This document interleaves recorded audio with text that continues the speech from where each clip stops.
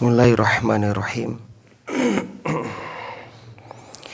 Assalamualaikum warahmatullahi wabarakatuh.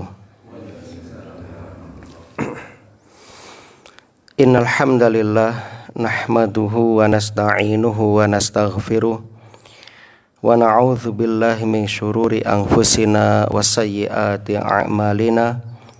May yahdihillahu fala mudhillalah wa may yudlil fala hadiyalah. Asyhadu an la ilaha illallah wahdahu la syarikalah wa asyhadu anna Muhammadan abduhu wa rasuluh. Qala Allahu ta'ala fil Qur'an, a'udzu billahi minasyaitonir rajim. Ya ayyuhalladzina amanu taqullaha haqqa tuqatih wa la tamutunna illa wa antum muslimun. Wa qala ta'ala, ya ayyuhalladzina amanu taqullaha wa qulu qawlan sadida yuslih lakum a'malakum wa yaghfir lakum dhunubakum wa may yuti'illaha wa rasulahu faqad faza fawzan 'azima. Amma ba'd. Kaum muslimin dan muslimah jamaah salat subuh yang mudah-mudahan senantiasa dirahmati oleh Allah di dunia hingga di akhirat. Alhamdulillah alladzi bi ni'matihi tatimmus sholihat. Segala puji bagi Allah yang dengan nikmatnya niat-niat hamba dapat terlaksana. Mudah-mudahan Allah Subhanahu wa ta'ala memberkahi waktu kita, usia kita, ilmu kita, harta kita, seluruh rizki yang Allah berikan kepada kita mudah-mudahan menjadi rizki yang diberkahi, yang kelak akan menjadikan hisab kita ringan di hadapan Allah Subhanahu wa ta'ala. Barakallahu li wa lakum fil Qur'anil azim wa nafa'ani wa iyyakum bima fihi minal ayati wa dzikril hakim wa nafa'na bihadi sayyidil mursalin. Dan tak lupa kita juga berdoa mudah-mudahan semua amal soleh yang sudah kita kerjakan diterima di sisi Allah Subhanahu wa ta'ala. Rabbana taqabbal minna innaka antas sami'ul alim. Salawat ma'assalam mudah-mudahan senantiasa tercurah limpahkan kepada Nabi kita Muhammad sallallahu alaihi wasallam, kepada keluarga dan juga para sahabatnya radhiyallahu anhum ajma'in. Allahumma sholli wa sallim wa barik ala nabiyyina Muhammad wa ala alihi wa ashabihi wa man tabi'ahum bi ihsanin ila yaumiddin. Dan tak lupa kita juga mendoakan saudara-saudara kita yang sedang terzalimi di negeri Palestina maupun di belahan dunia ini. Semoga Allah memberikan pertolongan kepada mereka, menghancurkan musuh-musuh mereka, menghinakan musuh-musuh mereka. Allahumma ansur ikhwanana al-muslimin ayujahidun fi sabilik. Allahumma a'izzal islam wal muslimin wa adhil syirka wal musyrikin wa damir a'da ad-din. Allahumma hmi hawazat ad-din ya rabbal alamin. Kaum muslimin dan muslimah rahimani wa rahimakumullah. Alhamdulillah kita akan melanjutkan kembali membacakan firman Allah, yakni surah Saba ayat yang ke-21. Masih membahas tentang tipu daya setan. Allah Subhanahu wa ta'ala menyatakan dalam surah An-Nisa ayat 76, A'udzu billahi minasyaitonir rajim, inna kaidasyaitani kana dha'ifa. Sesungguhnya tipu daya setan itu lemah. Tipu daya setan itu lemah. Sebab setan tidak memiliki kemampuan untuk menyeret kita atau membawa kita kepada kemaksiatan. Setan sama sekali tidak memiliki kemampuan itu. Tidak pernah kita mendengar ketika seseorang hendak mengerjakan amal solih seperti sholat berjamaah, tiba-tiba digondeli oleh setan. Kocei sikile, kocei tangane. Sehingga tarik-tarikan ya. Enggak pernah kita mendengar seperti itu. Atau seseorang yang didorong melakukan kemaksiatan, ya, didorong-dorong untuk masuk ke tempat maksiat misalnya, enggak pernah kita mendengarkan seperti itu. Memang setan tidak memiliki kemampuan untuk itu. Lantas apa kemampuan setan dalam rangka menggoda anak cucu Adam? Setan hanya mampu membisikkan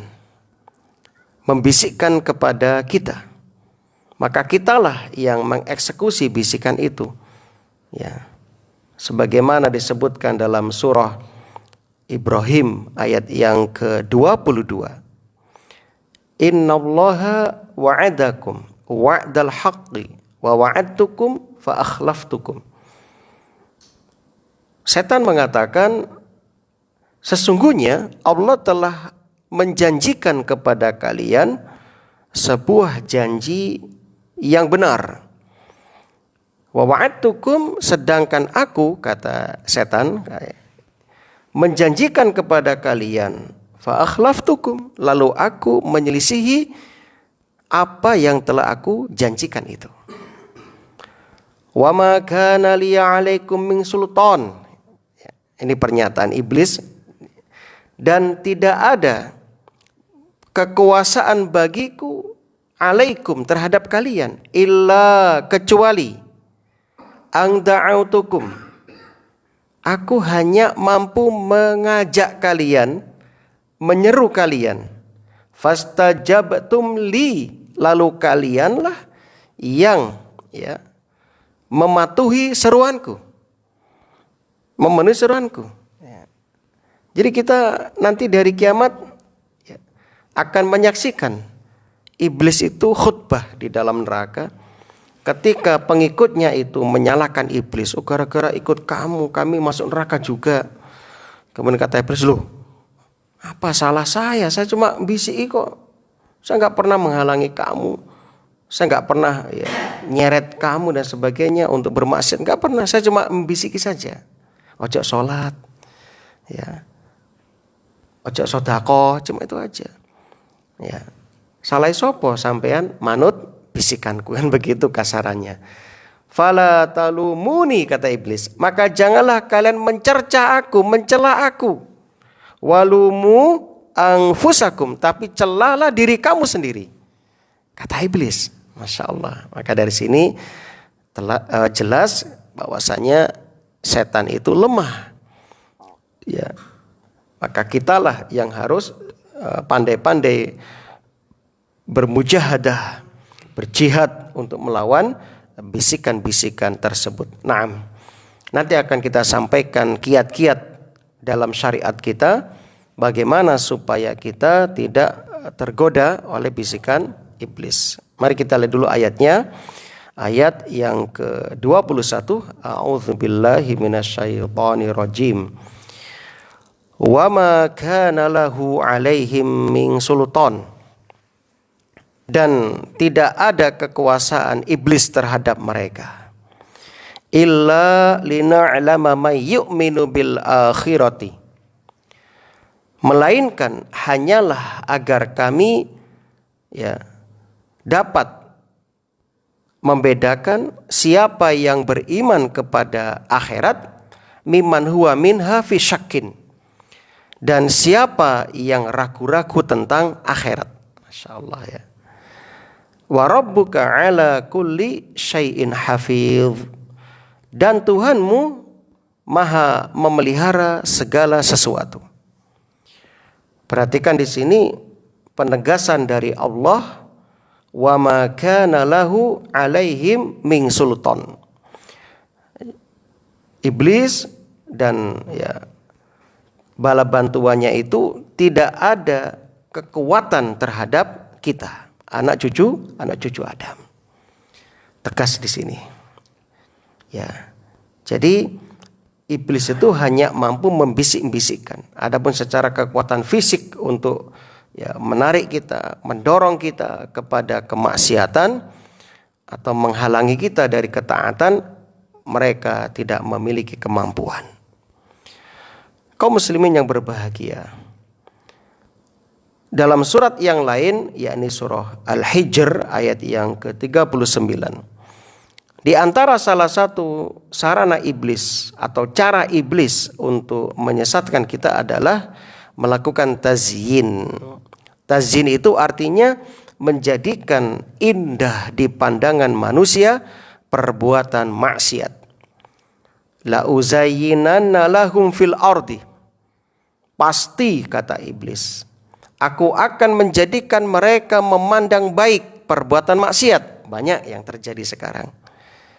Banyak orang itu menganggap sesuatu baik, namun ternyata sesuatu itu tidak baik menurut Allah dan Rasulnya. Ya. Jadi ingat, urusan agama itu sudah paten. Ya. Tauqifi, kita nggak bisa membuat tata cara sendiri dalam urusan agama. Kalau seandainya kita diberi kesempatan untuk berkreasi dalam agama dengan alasan yang penting kan baik, maka percuma Rasulullah Shallallahu Alaihi Wasallam diutus. Ya. Untuk apa Allah mengutus Rasul kalau memang kita tidak memerlukan dalil dalam beragama? Sedangkan kita tahu makhluk yang paling dekat dengan Allah dan Rasulnya, dengan Allah, yang paling faham dengan syariat ini, yang telah diwahyukan kepadanya wahyu dan telah dijadikan suri tauladan adalah Rasulullah Sallallahu Alaihi Wasallam. Maka kaum muslimin yang berbahagia, inilah pentingnya kita berilmu sebelum beramal. Karena banyak orang sekarang itu sementing kan baik, sementing kan api, apa salah ya? Masya Allah. Akhirnya apa? Dengan alasan seperti itu muncullah berbagai macam ritual-ritual yang tidak pernah dicontohkan oleh agama. Waalaikumsalam. Monggo. Jenengan lihat, banyak muncul ritual-ritual yang ada sekarang. Ya. Dan semuanya kalau ditanya yang penting baik. Itu namanya tazyin dari iblis. Tazyin, menjadikan indah maksiat di hadapan manusia. Itu tazyin. Dan ini senjata iblis. Nah, dan inilah kekuatan yang dimiliki oleh setan. Menyeru kepada keburukan dan menghiasi keburukan. Apalagi ditambah dengan syubhat, dengan kesamaran-kesamaran, kerancuan dalam agama, seperti riba dengan istilah bunga. Kan itu menarik kan bahasanya, bunga. Ya. Dan masih banyak lagi. Pacaran dibungkus dengan kalimat Islami, sehingga ada istilah pacaran Islami. Nah, begitu. Musik Islami. Nah, banyak seperti ini dibungkus dengan kalimat Islam. Ya. Kemudian jilbab yang tidak sesuai dengan syariat, yang ketika itu membungkus kepala, kemudian dada masih terbuka, kemudian celananya juga ketat. Mereka istilahkan dengan istilah jilbub. Ini jilbub, artinya jilbab gaul. Nah, Masya Allah banyak seperti itu. Nah, dibungkus dengan istilah-istilah yang menarik, yang indah. Nah, oleh karena itu kami muridinil khair, betapa banyak orang yang menginginkan kebaikan namun tidak mendapatkan kebaikan. Maka kebaikan itu apabila syariat memandang itu baik. Nah, inilah pentingnya di sini kita berilmu sebelum beramal.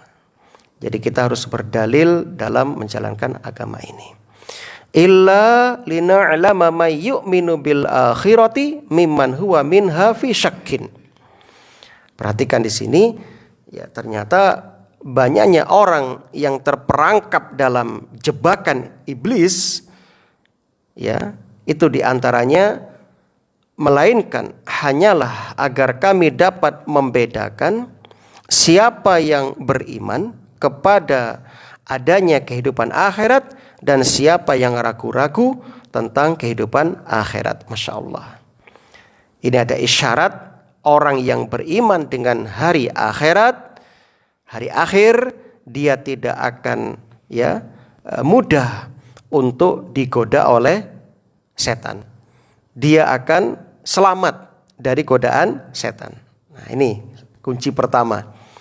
Agar kita selamat dari godaan setan, kita supaya memperkokoh, memperkuat keimanan kita kepada Allah, kepada para malaikat, kepada nabi dan rasul, kepada kitab, kepada hari akhir terutama.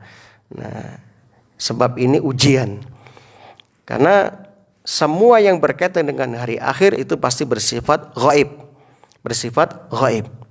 Ya, seperti siksa kubur sebagai awal dari perjalanan akhirat, seperti mahsyar, padang mahsyar, seperti sirat, mizan, timbangan, surga dan neraka, itu semuanya kan ghaib. Kita belum bisa menyaksikan saat ini. Ya, namun kita dituntut untuk membenarkan sesuatu yang di luar pengetahuan kita itu dengan sebenar-benarnya. Makanya disinilah kunci utama orang-orang yang bertakwa kepada Allah. Alladzina yu'minuna bil ghaib. Orang-orang yang beriman kepada perkara yang ghaib. Nah, maka orang yang beriman kepada hari akhir dapat dipastikan lebih mudah selamat dari godaan setan. Semakin dia kuat keimanannya kepada hari akhir, kepada kebangkitan, kepada jaza, hari pembalasan, hisab, hari perhitungan, maka semakin dijauhkan oleh Allah dari godaan syaitan. Adapun orang yang ragu dengan adanya hari akhir, maka dia akan mudah terjerumus ke dalam kemaksiatan. Lihat, kenapa banyak orang bermaksiat? Karena mereka lupa dengan hari akhir. Mereka lupa kalau nanti akan mati. Mereka lupa kalau nanti akan dibangkitkan setelah kematian. Seperti orang-orang kafir Quraisy. Mereka kebanyakan menolak keimanan kepada hari akhir karena menurut akal mereka itu sesuatu yang mustahil.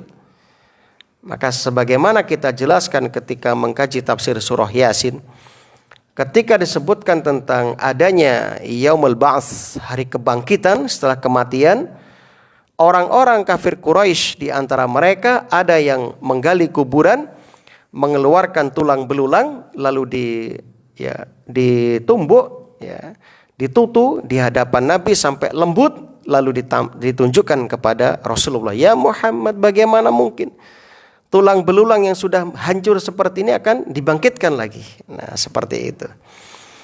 Maka kaum muslimin, kesepakatan para ulama, orang yang ragu tentang akhirat, dia telah keluar dari Islam alias murtad. Dia telah murtad. Nah, maka sekali lagi berdoalah kepada Allah agar Allah menambah keimanan kita, menambah keyakinan kita, seperti doa yang diajarkan oleh sahabat Abdullah bin Mas'ud. Abdullah bin Mas'ud. Dia selalu berdoa, Allahumma zidni imanan wa yakinan wa fikhan. Ya Allah, tambahkan untukku keimanan, keyakinan dan pemahaman, yaitu fikih, pemahaman dalam agama. Apalagi sekarang zaman fitnah, zaman akhir. Rasulullah SAW menyebutkan dalam hadis yang sahih, tidak akan terjadi kiamat sebelum muncul 40 orang pendusta, sebelum Dajjal, yang masing-masing mengaku nabi dan rasul. Nah, sekarang mulai muncul itu. Walaupun dia tidak terang-terangan mengatakan saya nabi, namun dari statementnya, pernyataannya itu mengindikasikan dia mengaku nabi. Seperti yang lagi viral di YouTube. Salah seorang dukun yang rambutnya panjang, yang mengaku mahir berbahasa Suryani, dia mengatakan bisa memerintah mungkar nakir, bisa ngobrol sama Jibril, bisa ngobrol sama Allah. Sekarang pertanyaannya, siapa yang bisa berbicara dengan Allah? Ya Nabi Musa. Nabi. Yang pernah ngobrol sama Allah ya Nabi. Benar, siapa yang pernah bicara sama malaikat Jibril? Ya Nabi. Ya, bahkan dia mengaku ya bisa menjadi kiper ya di neraka nanti. Siapapun yang mengikutinya akan dijaga di neraka, di gawang neraka, tidak akan masuk neraka. Bahkan dia mengatakan siapa yang tidak percaya kepada saya, katanya di YouTube ada itu ceramahnya dia. Yang nggak percaya sama saya ditolak semua ibadahnya, sholatnya nggak diterima, zakatnya nggak diterima semuanya. Kok berani ada orang bukan nabi, bukan rasul mengklaim yang nabi dan rasul nggak berani mengklaim seperti itu. Bahkan jelas di ceramah itu ya dengan berkoar-koar dia mengatakan kalau nanti dikubur kamu ditanya man nabiyuka, katakan nama saya katanya. Jadi suruh mengatakan nama orang itu. Ya, Masya Allah, apa nggak ngeri ini? Kalau ditanya, ya apa kitabmu, katakan nama saya, sebutkan nama saya, kamu akan selamat katanya. Masya Allah. Naudzubillah, ini zaman fitnah. Itu pun pengikutnya banyak.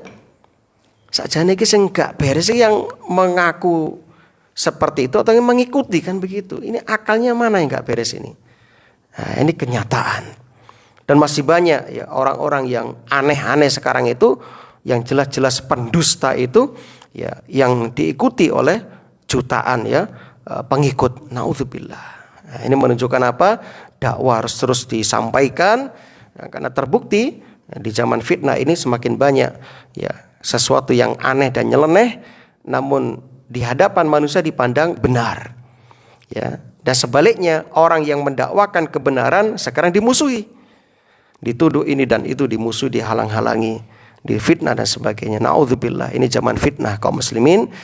Maka di antara solusinya perkuat keimanan kita, keyakinan kita, akidah kita ya, agar supaya kita tidak mudah terjerumus ke dalam kesesatan yang nyata ini. Wa rabbuka ala kulli syai'in hafiz, dan Tuhanmu maha memelihara segala sesuatu. Maknanya Allah Subhanahu wa taala menjaga seluruh amalan hamba. Sebagaimana Allah berfirman, wa inna 'alaikum lahafizin. Padahal sesungguhnya bagi kamu ada malaikat-malaikat yang mengawasi pekerjaanmu. Seperti subuh ini. Jadi datangnya jenengan di sini dicatat, tidak akan pernah hilang itu catatan itu, tidak akan pernah hilang. Ya, maka yakinlah, jangan pernah Anda ragu. Semua amal kebaikan yang kita lakukan, besar, kecil, banyak, sedikit, terang-terangan atau rahasia, semuanya dicatat. Baik itu amal solih maupun amal tolih, semuanya dicatat. Maka semangatlah kaum muslimin. Faman ya'mal mithqala dzarratin khairan yarah wa man ya'mal mithqala dzarratin syarran yarah. Yakini itu.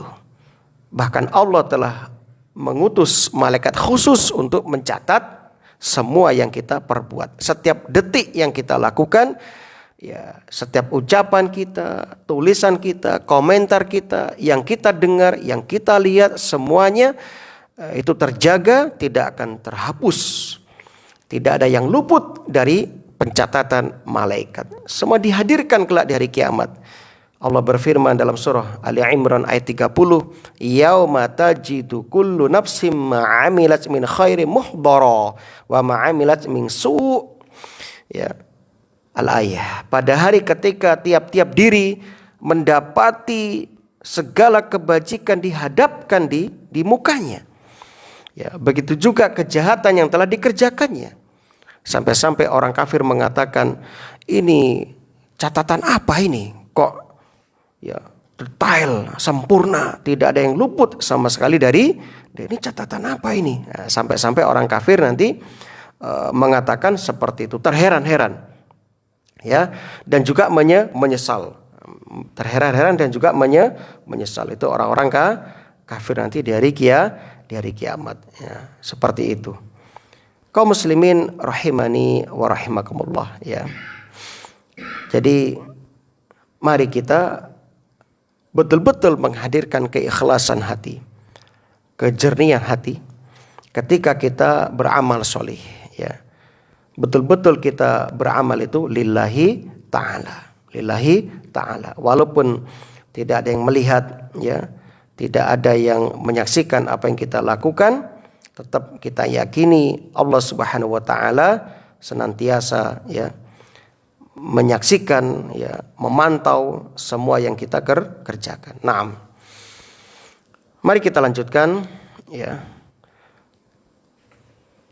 Kiat-kiat, ya, agar supaya kita selamat dari godaan iblis, dari godaan syaitan. Ini bisa dicatat, ya, diperhatikan. Nanti bisa kepok tularke, ya, ditularkan kepada keluarga kita terutama, ya, kepada anak istri kita terutama sebagai, ya, pertanggungjawaban utama kita. Ya ayyuhalladzina amanu qu anfusakum wa ahlikum nara. Karena mengingat sekarang zaman fitnah.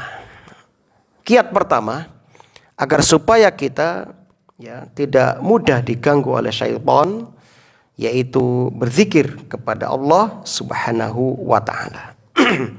Berzikir kepada Allah Subhanahu wa taala.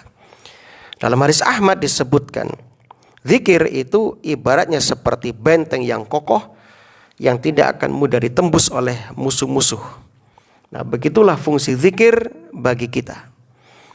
Jadi kita supaya punya hizib atau wirid yang biasa kita baca, seperti hizib atau wirid pagi dan petang, sebelum tidur, ya, bangun tidur, ya, ketika keluar rumah, ya, masuk desa asing atau masuk negeri asing, ya, seperti misalnya mau umroh, ya, mau masuk ke negeri asing, kita baca doa-doa itu.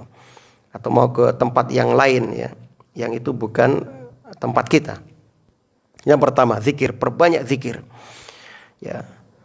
Kemudian yang kedua, beriman kepada Allah dan tawakal kepadanya.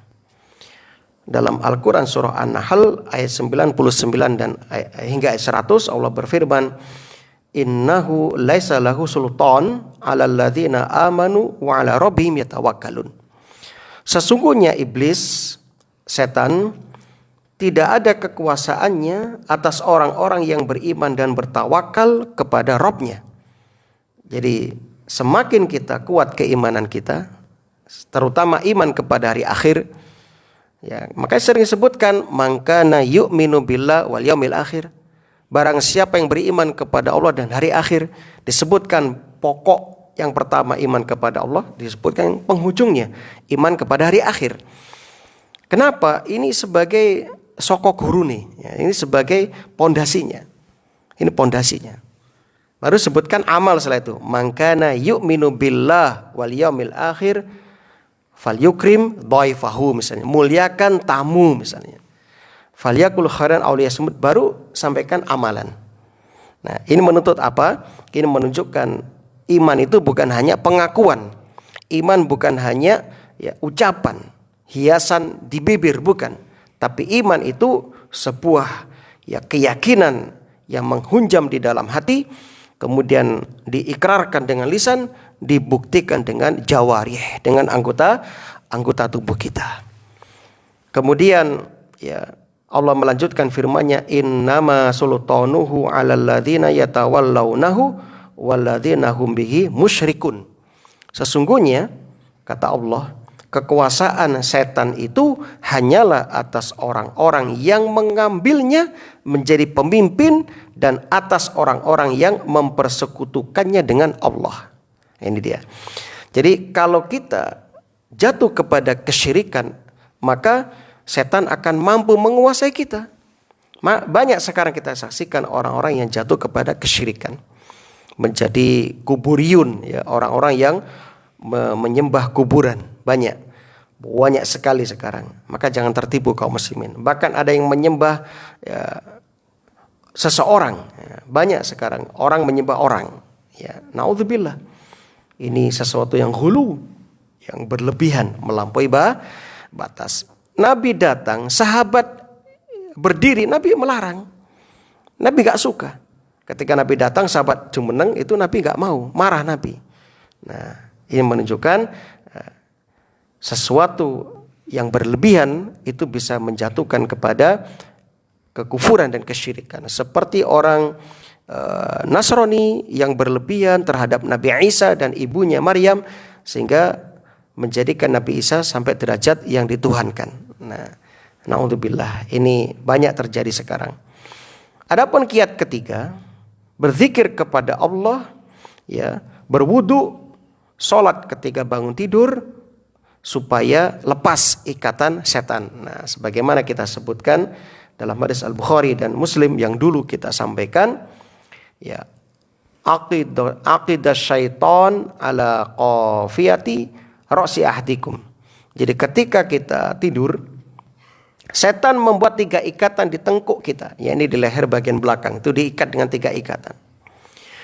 Idza huwa nama salasa uqad yadribu, ya, kulla uqdatin alaika lailun tawilun farkut.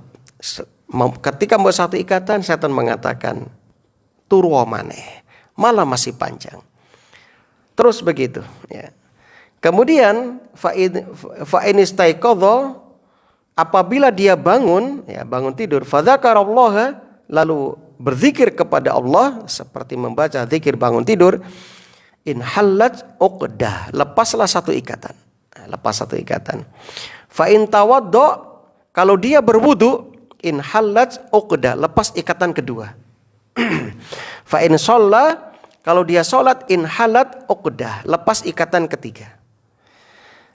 Bagaimana kondisi orang yang telah lepas ikatan dari setan ini? Fa asbaha nasyiton, ya, maka dia akan memasuki waktu pagi dengan bersemangat, thayyiban nafsi, dengan jiwa yang bergembira, ya, senang, damai rasanya, sumringah harinya itu bahagia. Wa illa, dan jika tidak, asbaha khabisan nafsi kaslan, dia akan memasuki waktu pagi dalam keadaan malas, ya, tidak semangat beramal soleh. Kemudian kiat yang keempat, agar kita lepas dari godaan syaitan, istingsar. Istingsar artinya membersihkan hidung dengan menghirup air ke hidung lalu mengeluarkannya ketika bangun tidur. Nah, ini sunnah Nabi. Jadi bangun tidur, sebelum Anda berwudu, ambil air, hisap ke hidung sekuat-kuatnya, ya, sampai teng gitu kan, di janur irung, baru dikeluarkan pakai tangan kiri. Nah, begitu. Ulang 3 kali. Nah, ini diantara sunnah. Niatkan untuk mengamalkan sunnah supaya Anda meraup banyak pahala. Nah, begitu. Dasarnya hadis Muslim nomor 238. Idza staiqadha ahadukum min manamihi falyastangsir salasan marrat. Salasa marrat. Jika salah seorang di antara kalian bangun dari tidurnya, falyastangsir, maka lakukan istingsar, menghirup air ke dalam hidung, salasa marrat, 3 kali. Lalu dikeluarkan, ya. Fa inna syaiton yabitu ala, ya, khoyashimihi, karena setan itu tidur pada, ya, khoyshumnya, yaitu di lubang hidungnya. Di lubang hidungnya. Kemudian kiat yang kelima, jangan sampai tidur hingga pagi. Dalam hadis Al-Bukhari dan Muslim, Al-Bukhari nomor 3270 dan Muslim nomor 774. Sahabat Ibnu Mas'ud radhiyallahu anhu berkata, di hadapan Nabi sallallahu alaihi wasallam disebutkan tentang laki-laki yang tidur semalaman sampai waktu pagi, sampai bangkong. Lalu Nabi bersabda, "Dzaka rajulun bala syaitan fi udhunai." Laki-laki itu telah dikencingi setan pada kedua telinganya, au fi udhuni, atau di dalam telinganya. Naudzubillah. Jadi upayakan jangan tidur itu bangkong. Ya, itu pertanda Anda sedang dikuasai setan. Bagaimana supaya tidak bangkong? Ya, jangan begadang. Jadi kalau tidak dibutuhkan jangan begadang. Nah, begitu.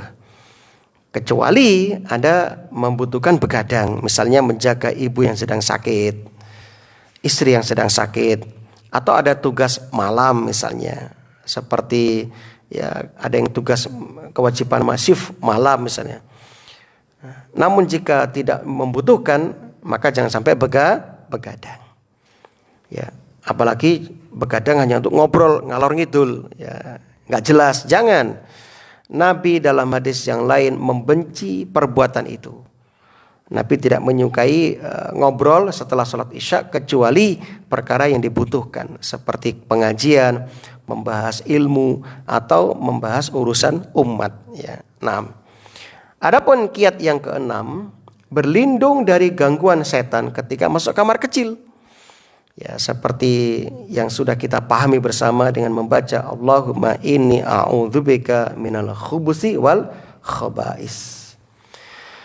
Kemudian kiat yang berikutnya, ya, yaitu adzan. Jadi adzan itu membuat setan lari. Ya. Jadi adzan itu membuat setan lari.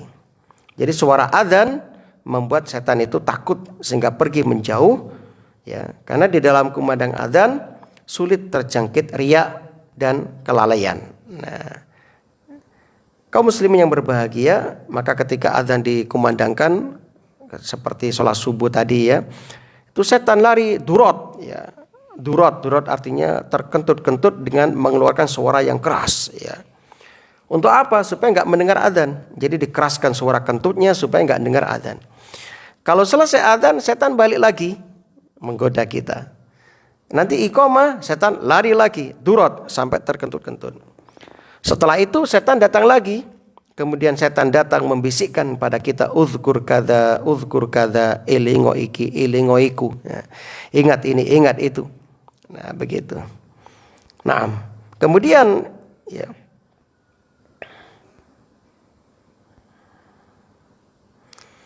yang kedelapan, berlindung dari godaan setan ketika ia hadir.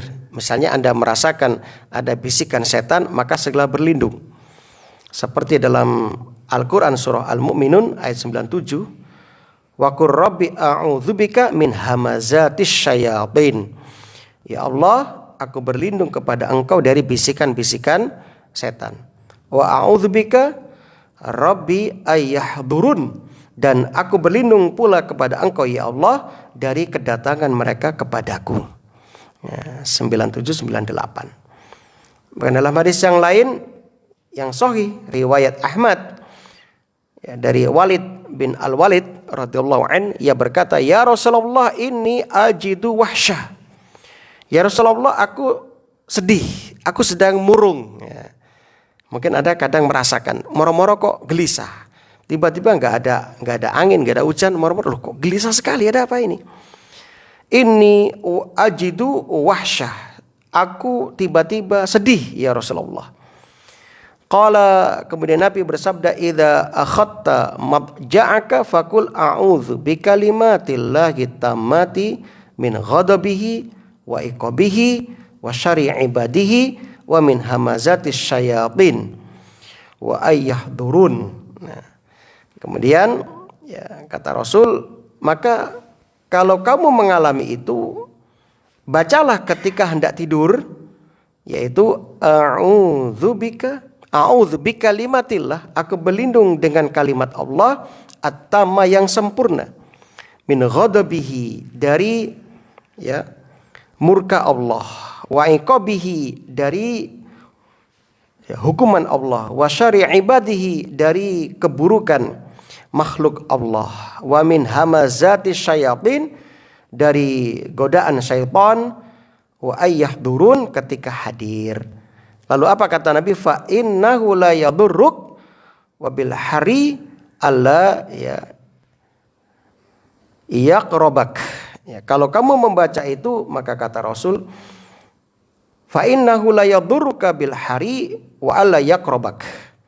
Maka siapa yang membacanya, setan akan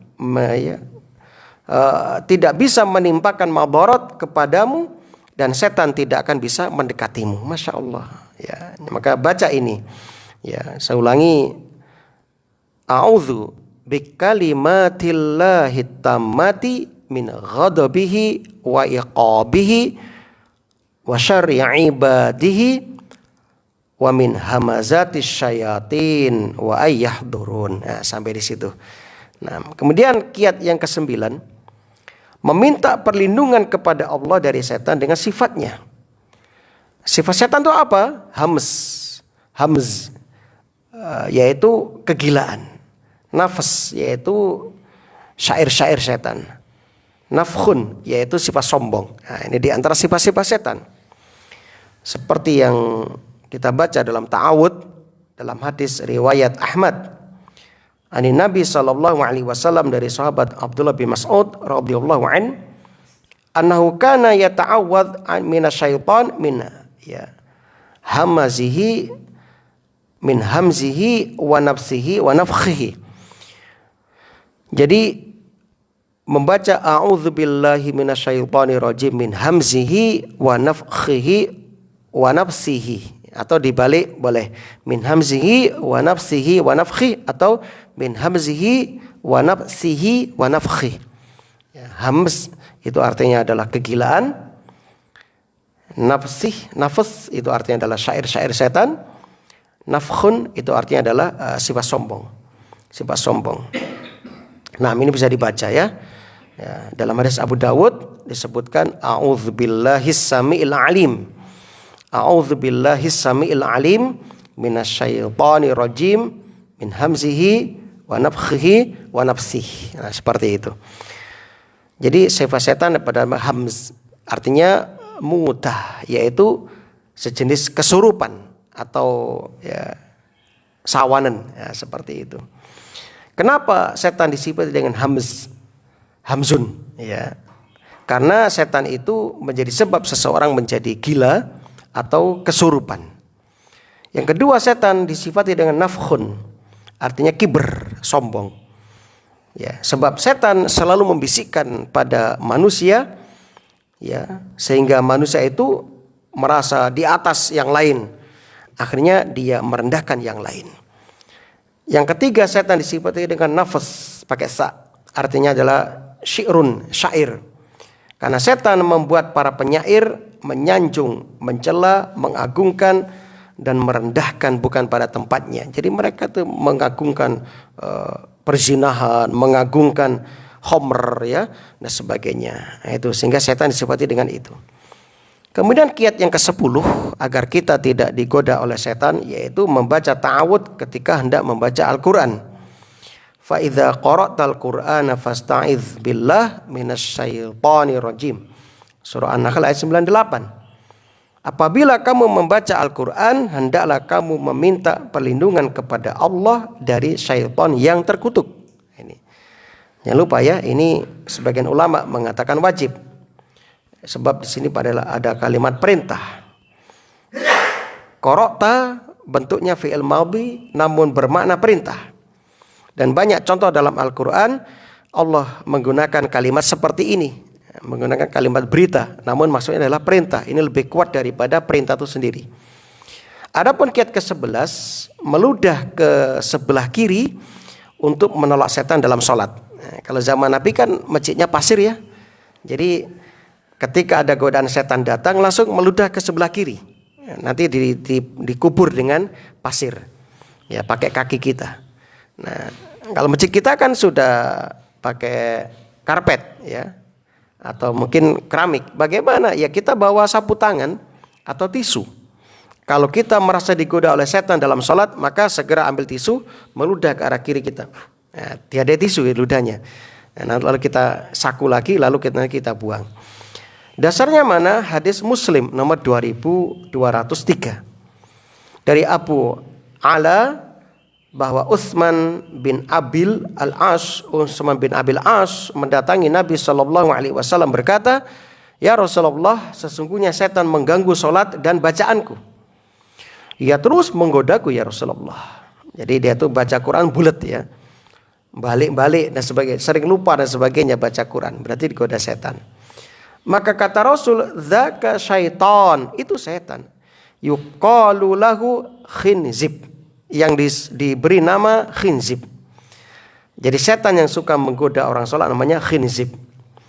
Maka kata Rasul, fa idza ahsastahu, kalau kamu merasa digoda oleh khinzib atau setan itu, fata'awadz billah minhu, berlindunglah kepada Allah, baca ta'awudz, a'udzubillahi minasyaitonir rajim, Watfil ala yasari kasalasan, dan meludahlah ke arah kirimu 3 kali. Cuh gitu ya. Dia meludah 3 kali ke arah kiri. Berarti Anda pakai tisu diludah 3 kali di arah kiri Anda. Fa fa'altu dzalik fa adhhabahu Allahu anni. Lalu kata Utsman bin Abil As, lantas aku mempraktekkan, melakukan yang Nabi sarankan, tiba-tiba hilanglah godaan setan itu. Hilang godaan setan itu, Masya Allah ya.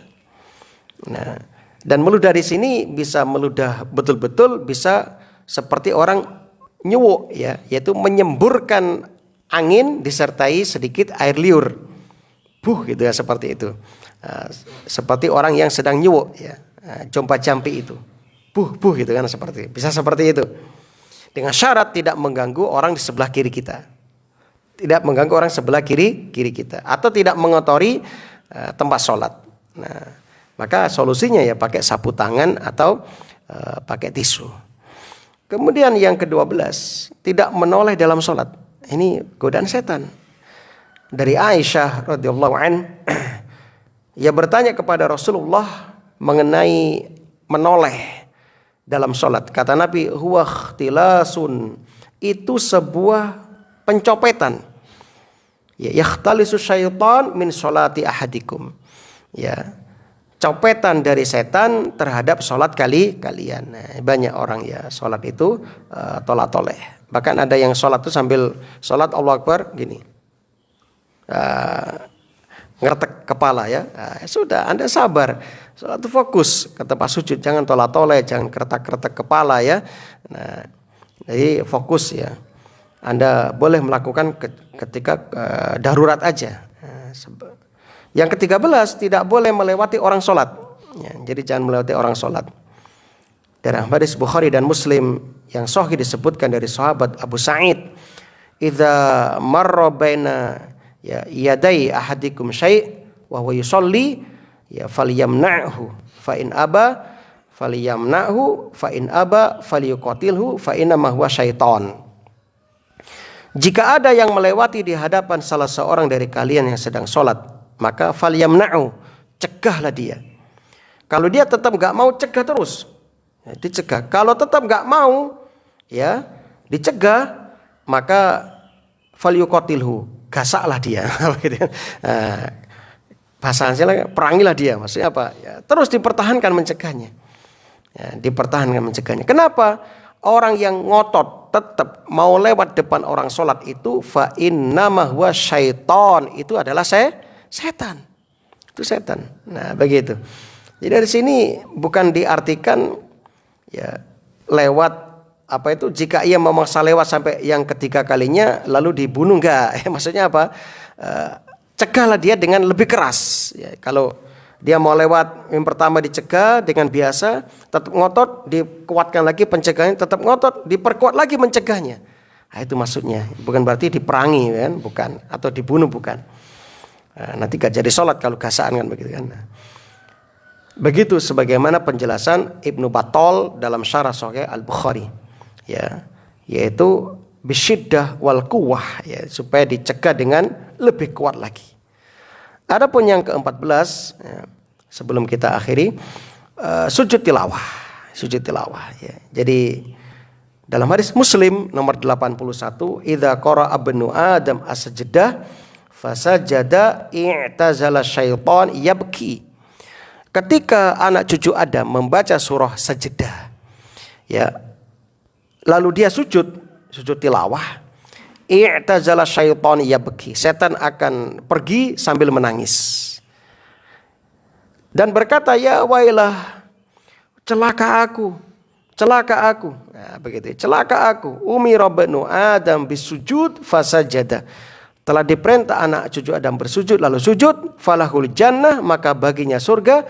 Wa umirtu bisujud, sedangkan aku pernah disuruh sujud, fa abaitu, tapi aku enggan, faliyan nar, maka aku pun mendapat balasan api neraka. Jadi setan itu menyesal, getun melihat sujudnya anak cucu Adam. Kenapa? Dia membayangkan dirinya yang dulu pernah diperintah yang sama tapi tidak mau sujud. Nah, itulah dulu 14 kiat dulu. Nanti kita lanjutkan yang akan datang kiat-kiat berikutnya. Nah, karena sudah memasuki waktu syuruk, kita buka kesempatan untuk bertanya jawab. Silakan yang mau bertanya, kalau bisa kita jawab, kalau nggak bisa, insya Allah kita carikan jawabannya. Oke. Okay.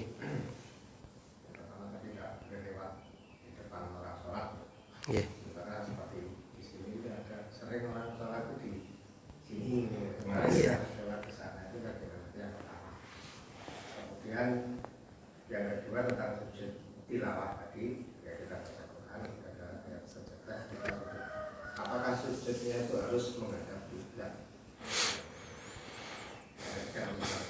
Nah, yang pertama, kasus yang terjadi di masyarakat umumnya, bukan hanya di sini ya, di masjid-masjid umumnya, kita husnudon, mungkin dikarenakan kurang ilmu atau kurang taunya mereka tentang masalah menjadikan sutroh ketika sholat. Jadi untuk mengantisipasi orang-orang lewat depan orang sholat itu, makanya syariat menganjurkan orang yang sholat itu menghadap ke sutroh, yaitu pembatas. Seperti yang kita siapkan di masjid ini, itu ada sutroh itu. Nah, kalau kita sudah sholat di depan sutroh atau seperti ini misalnya, maka siapapun yang lewat depan kita nggak ada masalah, ya nggak ada masalah. Nah, lalu bagaimana supaya kita terhindar dari itu? Ya, yang pertama ya tentu disampaikan dulu kepada umat. Kita nggak boleh langsung suudon lalu menyalahkan, karena bisa jadi dia itu awam, belum tahu. Nah, seperti kemarin waktu kurban itu kan kita melihat di YouTube di Papua ada mu'allaf ikut berkorban, tapi yang dikorbankan babi. Nah, sudah baca beritanya? Jadi ada mu'allaf saking semangatnya baru masuk Islam lalu ikut korban, tapi yang disembelih apa? Babi. Kan mungkin belum datang ilmunya, mungkin baru masuk Islam, dia berpikir oh sementing sembelihan begitu ya, sehingga apa? Babi pun dikorbankan. Ya kita maklumi. Atau mungkin sama seperti itu. Bahkan ada juga sebagian yang mengambil pendapat yang lemah. Garis ini sudah dianggap sutroh. Ini juga masalah ya, seperti itu. Maka untuk menyikapi itu, kita yang sudah tahu ilmunya, yang sudah tahu ancaman yang keras dari Nabi tentang ya ancaman lewat depan orang sholat, maka kita harus sadar diri, kita harus ya ngalah lah cara Jawa nih. Kita yang ngalahi, atau kita ambilkan sutroh ya di depan, taruh depan orang itu misalnya. Oh ini orang sholat gak pakai sutroh misalnya, Anda ambil dari luar, taruh di depannya.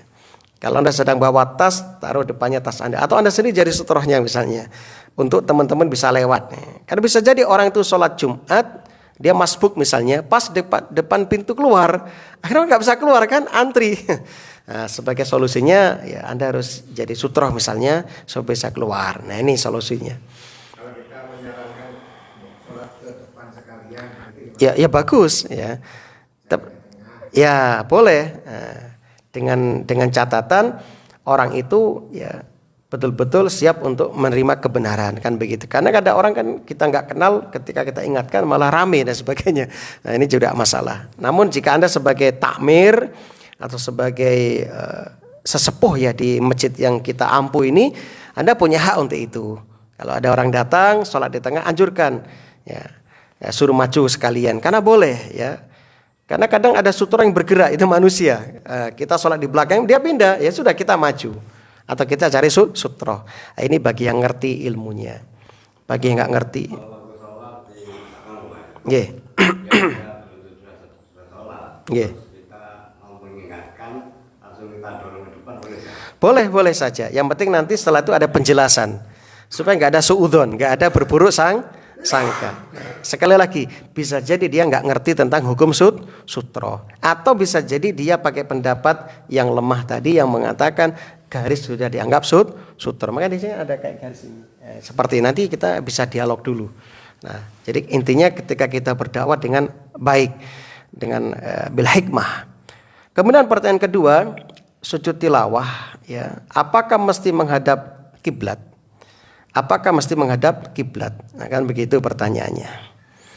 Jamaah rahimani wa rahimakumullah, ya. Yang pertama sujud tilawah itu hukumnya sunnah, ya. Hukumnya sunnah.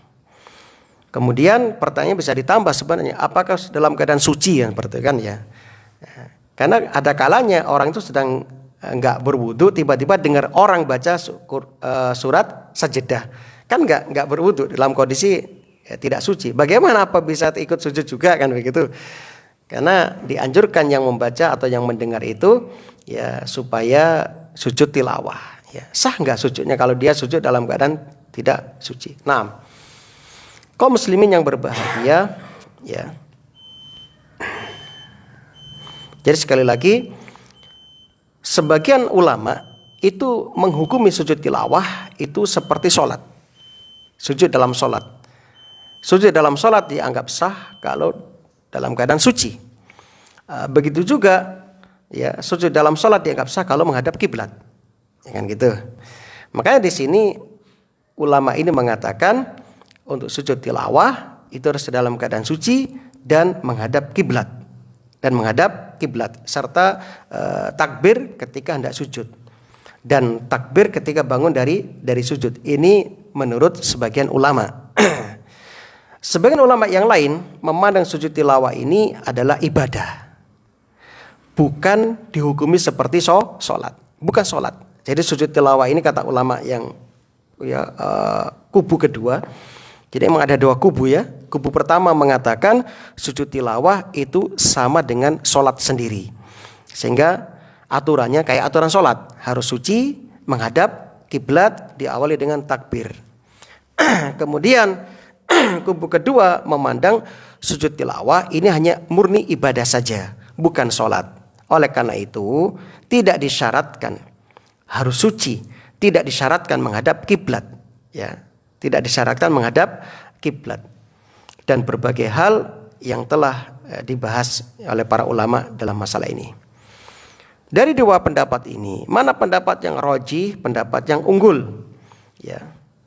Karena tidak ada dalil khusus yang membahas tentang masalah ini, yang menerangkan masalah ini bahwasanya sujud tilawah harus bersuci, sujud tilawah harus menghadap ke arah kiblat, ya. Nah, maka wallahu alam, pendapat yang unggul yang lebih mendekati kebenaran adalah pendapat kedua. Jadi sujud tilawah tidak mesti harus suci, tidak mesti menghadap ke arah kiblat. Itu tadi karena tidak ada dalil yang menerangkan tentang hal itu. Namun kata para ulama, jika memungkinkan orang itu bisa menghadap kiblat, maka menghadap kiblat lebih diutamakan. Ya, jika memungkinkan menghadap kiblat, maka menghadap kiblat lebih diutamakan. Dan terlebih lagi, jika memungkinkan dalam keadaan suci, maka dalam keadaan suci lebih diutamakan. Apa tujuannya? Menghindari perbedaan pendapat. Walaupun hukum asal nggak ada masalah. Ya, Anda sedang nyapu-nyapu, dengar ayat sajadah dibaca, lalu Anda sujud, nggak ada masalah. Cuma lebih idealnya, lebih baiknya dalam keadaan suci. Wallahu a'lam bishawab. Nah, sekarang bagi wanita, kita perluas lagi. Bagaimana ketika sedang masak misalnya nggak pakai kerudung, dengar ayat sajadah dibaca. Bagaimana? Apa bisa langsung sujud tanpa memakai kerudung misalnya? Bisa jadi toh, ada sedang laya-laya putune ngaji maca surat sajadah sing banter gitu kan ya. Ada dengar, wah gak kerudungan nih misalnya ya, misalnya. Maka kata ulama, apabila wanita itu melewati ayat sajadah, maka yang lebih utama baginya melakukan sujud dalam keadaan mengenakan kerudung, lebih utama. Namun jika dia sujud tanpa pakai kerudung, mudah-mudahan diterima sujudnya dan sah. Ya. Kenapa? Sebab sujud tilawah bukan dalam kondisi sholat. Ya, kecuali dalam sholat ya, Anda jelas pakai kerudung. Tapi ini kasusnya Anda mendengar ayat tilawah di luar sholat, maka tidak ada masalah. Tidak ada masalah Anda sujud tidak memakai kerudung. Sebab apa? Sebab ayat tilawah itu termasuk bagian dari zikir kepada Allah. Sebagaimana zikir itu bisa kita lakukan dalam kondisi apapun. Anda mau pakai jilbab, nggak pakai jilbab, zikir juga boleh. Wallahu alam, itu diantara jawaban para ulama tentang sujud tilawah. Alhamdulillah. Wallahu alam bishawab. Itu harus 2 kali atau bagaimana? Sujudnya 1 kali saja. 1 kali.